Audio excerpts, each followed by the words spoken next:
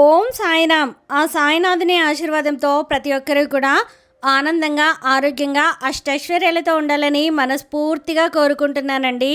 అనంతకోటి బ్రహ్మాండ నాయక, రాజాదిరాజ, యోగిరాజా, పరబ్రహ్మ, శ్రీ సచ్చిదానంద సద్గురు సాయినాథ్ మహారాజుకి జై. ఈరోజు బాబా గారి ఆశీర్వాదంతో మనకు అందించినటువంటి సందేశం ఏంటి అంటే, తల్లి, ఈ స్త్రీ కారణంగానే కుటుంబంలో ఇన్ని గొడవలు, నీకు మనశ్శాంతి లేకపోవడం, ఇప్పుడు నిర్లక్ష్యం చేస్తే నీ జీవితంలో కోలుకోలేనటువంటి దెబ్బ తగులుతుంది, జాగ్రత్త పడమ్మా అని చెప్పి బాబాగారైతే అంటున్నారండి. మరి బాబాగారు మనతో ఎవరి గురించి చెప్పాలి అనుకుంటున్నారో తెలుసుకోవాలి అంటే వీడియోని చివరి వరకు స్కిప్ చేయకుండా చూడండి. అలాగే మన ఛానల్ని ఫస్ట్ టైం చూస్తున్న వాళ్ళైతే సబ్స్క్రైబ్ చేసుకొని పక్కనే ఉన్న బెల్ ఐకాన్ని క్లిక్ చేయడం అస్సలు మర్చిపోవద్దండి. ఇక బాబాగారు అందించిన సందేశం గురించి చూస్తే, తల్లి, నీ జీవితంలో కొన్ని కష్టాలు ఉన్నాయి, కొన్ని బాధలు ఉన్నాయి, కొన్ని సమస్యలు ఉన్నాయి. ప్రతి కష్టం కూడా ఎదుర్కొంటూ ధైర్యంగా ఆ కష్టాలను, నష్టాలను భరించుకుంటూ వస్తున్నావు. ఎవరైతే నీ వాళ్ళు అనుకున్న వాళ్ళే నీకు పరాయి వాళ్ళలాగా మారి, అందరూ కలిసి ఒక జట్టుగా మారి నిన్ను ఒంటరిగా చేసి నలుగురిలో ఎక్కడ అవకాశం దొరికితే అక్కడ నీ పరువుని తీయడానికి ప్రయత్నిస్తూ ఉన్నారు. అటువంటి వారి యొక్క దృష్టిలో నువ్వు పడడం వల్ల నీకు ఎటువంటి మనశ్శాంతి లేకుండా చేద్దామా, ఎక్కడ నీ జీవితంతో ఆడుకుందామా, ఎక్కడ నీకు ఏ కష్టాలు వస్తే అవి చూసి సంతోషపడదామా, నీకు మనశ్శాంతి లేకుండా పోతే అది చూసి ఆనందపడదామా, నీ బిడ్డల భవిష్యత్తు అనేది ఏ విధంగా పతనం అవుతుందా, నీ బిడ్డలు ఎక్కడ ఎదుగుతారో ఆ ఎదుగుదల మీద ఎన్నో నిందలు మోపి, ఎన్నో మచ్చలు వేసి ఆ ఎదుగుదలని ఆపి వేద్దామా, వారికి మంచి భవిష్యత్తు లేకుండా చేద్దామా అని చెప్పి ఎన్నో రకాలుగా కాచుకొని కూర్చునేవారు నీ యొక్క బంధువుల్లోనే ఉన్నారు. వారిలో మొట్టమొదటిగా ఒక స్త్రీ అని నేను చెప్పే కంటే కూడా ఇద్దరు స్త్రీలు ఈ విధమైనటువంటి కుట్రలు నీ జీవితం మీద పన్నుతూ ఉన్నారు. ఎక్కడ అవకాశం దొరికినా కూడా వదలకుండా అవమానపరుస్తూ వారు చెయ్యాలి అనుకున్న పనులన్నీ కూడా చాలా చాకచక్యంగా చేస్తూ ఉన్నారు. తల్లి, నువ్వు అందరూ బాగుండాలి, అందులో నేను కూడా ఉండాలి బాబా అని చెప్పి ప్రతిసారి కూడా నన్ను మొరపెట్టుకుంటూ ఉంటావు. ఎదుటివారు ఎంత అవమానపరుస్తున్నా, ఎంత హేళన చేస్తున్నా, ఎంత నిన్ను చులకన ప్రభావంతో చూస్తున్నా, ఏ విధమైనటువంటి నిందలు నీ మీద మోపుతున్నా ప్రతిదీ కూడా ఏముందిలే నా వారే కదా అని చెప్పి తుడిచిపెట్టేసి మళ్ళీ వారితోటి చిరునవ్వుతోటి పలకరిస్తూ ఉంటావు. ఇదే ఇక్కడే అసలు సిసలైనటువంటి అలుసు ప్రభావం అనేది వారికి నీ మీద పడింది. తల్లి, ఎప్పుడైనా కానీ మంచితనం అనేది మనిషికి ఉండడం తప్పు కాదు, కానీ ఆ మంచితనం కారణంగా అనేక రకాలుగా నువ్వు నష్టపోతే మాత్రం ఆ మంచితనం నీకు చేటే అన్న విషయాన్ని మాత్రం నువ్వు ఖచ్చితంగా గుర్తుంచుకోవాలి. ఎప్పుడూ కూడా జీవితంలో అందరికీ అన్ని సుఖాలు దేవుడు ఇవ్వడు. వారి యొక్క కర్మానుసారంగా కొన్ని కష్టాలు, నష్టాలు, బాధలు అనేవి పడాల్సి వస్తుంది. అయితే కొంతమంది ఎవరైతే నిన్ను చూసి, నీ పనులు చూసి, నీ యొక్క అందాన్ని చూసి, లేదంటే కనుక నీ యొక్క తెలివితేటల్ని చూసి, లేదా నీ యొక్క కుటుంబ పరిస్థితి అనేది చక్కగా నువ్వు ఎన్ని కష్టాలు వచ్చినా కూడా ఒక్కొక్కటిగా దాటుకుంటూ వెళ్ళేటటువంటి నీ యొక్క తెలివితేటల్ని చూసి ప్రతి దానికి కూడా ఈర్షపడుతూ, అసూయపడుతూ నీ మీద పీకల వరకు కూడా పగను పెట్టుకొని ఉన్నారు. ఒక వ్యక్తి మీద మరొకరు పగ పెట్టుకున్నారు అంటే ఆ వ్యక్తి ఎన్నో మాటలతోటి అవతలి వారిని హింసించి అయినా ఉండాలి, లేదా వారి జీవితంలో ఏదో నష్టాన్నైనా చేసి ఉండాలి, లేదా వారి యొక్క కుటుంబంలో అనేక రకాలైనటువంటి గొడవలకు వ్యక్తి కారణమై ఉండాలి. కానీ ఏది లేకుండా ఇక్కడ ఇంత మంచితనం నీలో ఉన్నా కూడా ఆ వ్యక్తులు నీ మీద పగ పెట్టుకున్నారు అంటే ఇది దుర్మార్గమే అని చెప్పి నువ్వు ఆలోచించుకోవాలి.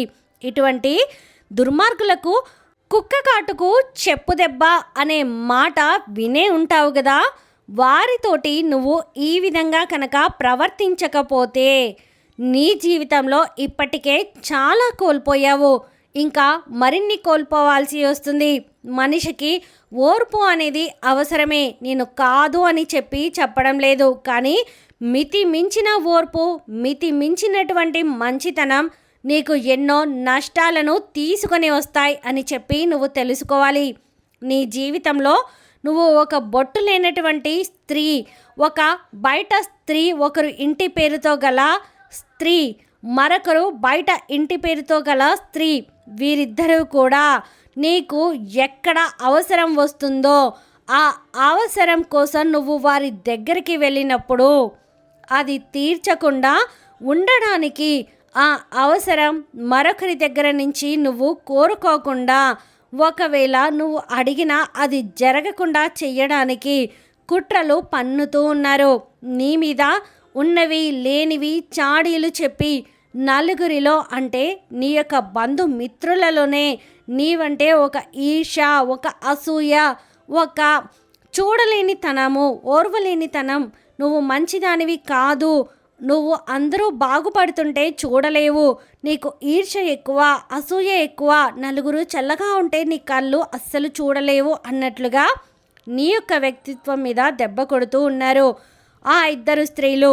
అలాగే నీ కుటుంబంలో నీ జీవిత భాగస్వామికి నీ మీద అనేక రకాలైనటువంటి చాడీలు చెప్పి ఆ జీవిత భాగస్వామికి నీ మీద ప్రేమ లేకుండా చేస్తున్నారు. అలాగే ఏదన్నా ఫంక్షన్ వచ్చినా, ఏదన్నా పేరెంటం వచ్చినా, లేదంటే ఏదన్నా పెళ్ళి వచ్చినా, ఎక్కడ నువ్వు వెళ్ళినా కానీ ఆ 100 మంది జనంలో నిన్ను ఒంటరితనంగా చెయ్యాలి అని చెప్పి చాలా వరకు కూడా వారు విశ్వ ప్రయత్నాలు అనేవి చేస్తూ ఉంటారు. ఎక్కడైనా కానీ అవకాశం దొరికితే మాకంటూ నలుగురు ఉన్నారు, మేము నలుగురిని పోగు చేసుకున్నాము, మాకంటూ, అంటే ఇటు వెళ్తే అటు మా చుట్టుపక్కల తిరుగుతూ ఉంటారు. నువ్వు ఒక ఒంటరి దానివి అన్న ఆ యొక్క లోన్లీ ఫీలింగ్ ఏదైతే ఉంటుందో ఆ ఫీలింగ్ అనేది నీ మనసులో కలిగేటట్లుగా చేస్తూ ఉన్నారు. ఇక్కడ ఏది ఎంతవరకు చేయగలుగుతారో అంతవరకు వాళ్ళు 100% చేయగలుగుతున్నారు. మరి ఇంత చేస్తున్నారు కదా బాబా, నేనేం చెయ్యాలి? నేనేం చెయ్యలేను కదా. నా జీవితంలో వారు ఒక పాత్రలు, నేను మంచైనా చెడైనా వారితోటే ఉండాలి. ఆ ఇద్దరు స్త్రీల పేర్లు కూడా నాకు బాగా తెలుసు అని నువ్వు అంటావు కదా. అయితే దానికి నేను చెప్తాను, జాగ్రత్తగా వినో. ఇప్పటి వరకు మొహమాట పడింది చాలు. నీ వరకు ఏదన్నా కానీ లేని మాట అంటున్నా, లేదా నిన్ను ఎక్కడైనా కానీ అలుసుగా మాట్లాడుతున్నా, లేదా నీ బిడ్డల్ని ఏదన్నా కానీ అలుసుగా మాట్లాడుతున్నా, నీ యొక్క క్యారెక్టర్ మీద ఎటువంటి నిందలు మోపుతున్నా, నీ మీద ఇతరులకు ఎటువంటి చాడీలు చెప్తున్నారు అని చెప్పి నీకు అనుమానం వచ్చినా వెంటనే ప్రశ్నించే ప్రయత్నం అయితే చెయ్యి. అక్కడ నువ్వు ఏమీ భయపడాల్సిన అవసరం లేదు.